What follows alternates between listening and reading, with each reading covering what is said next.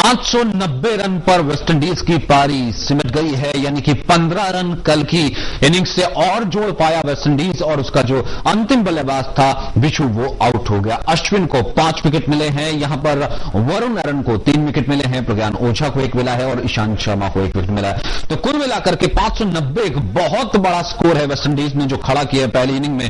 हो सकता है कि दोबारा बल्लेबाजी का मौका भी ना वेस्टइंडीज को मिले। कुल मिलाकर के वो इसी तरीके से देख रहा होगा। अब देखना है कि गेंदबाज किस तरीके से भारतीय बल्लेबाजों पर दबाव डालते हैं। ब्रेवो का बहुत बड़ा योगदान रहा, 166 रन उन्होंने बनाए, बैक टू बैक सेंचुरी, और उसके बाद एडवर्ड्स ने काफी अच्छा योगदान दिया। पॉवल ने 81 रन बनाए, अश्विन को 5 विकेट मिले हैं, वरुण अरन को 3 विकेट मिले हैं। बिहार में एक व्यक्ति की हत्या के मामले में मुख्यमंत्री नीतीश कुमार के पास फरियाद लेकर गए लोगों को पुलिस की लाठियां खानी पड़ी। घटना बिहार के शेखपुरा की है, जहां नीतीश कुमार आजकल सेवा यात्रा पर हैं। जहां एक व्यक्ति की हत्या होने के बाद आम लोग काफी नाराज थे और विरोध जताने के लिए वो यहां के सर्किट हाउस पहुंच गए। लोगों ने वहां प्रदर्शन करना शुरू कर दिया। इसके बाद पुलिस ने प्रदर्शनकारियों पर लाठीचार्ज कर उन्हें वहां से हटा दिया।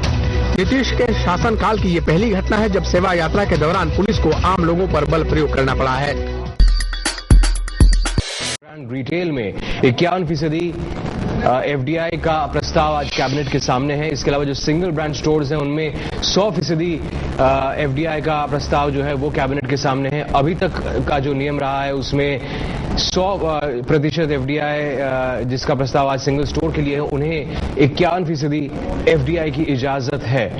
और मल्टी ब्रांड यानी कि कई सारे आप कंपनियों के ब्रांड एक ही छत के नीचे विदेशी निवेश के जरिए बेच पाएंगे, उसमें 51% की उनको इजाजत मिल सकती है। ये प्रस्ताव इस वक्त कैबिनेट के सामने है, यानी कि मल्टी ब्रांड रिटेल में बड़ी बड़ी कंपनियां जैसे कि वॉलमार्ट, कारफोर, टेस्को, इन सभी को भारत में कारोबार करने की इजाजत मिल जाएगी। 51% एफडीआई की इजाजत यदि कैबिनेट इस पर अपनी मुहर लगा देती है तो।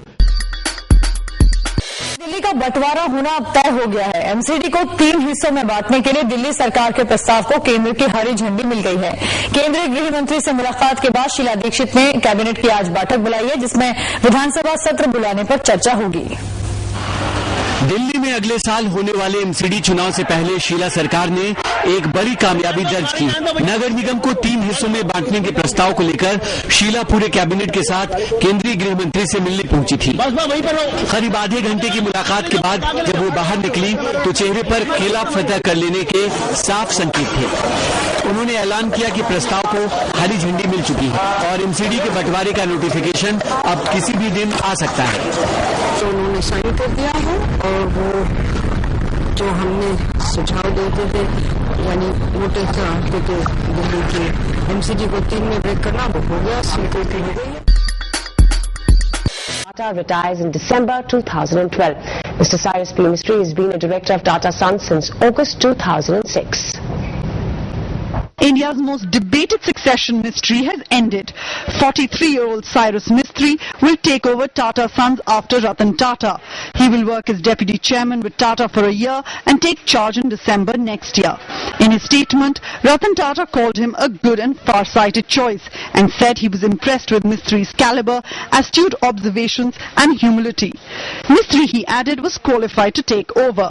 The search committee did not have to look far. Cyrus Mistry, the younger son of construction tycoon Palanji Mistry, is one of the youngest directors of Tata Sons.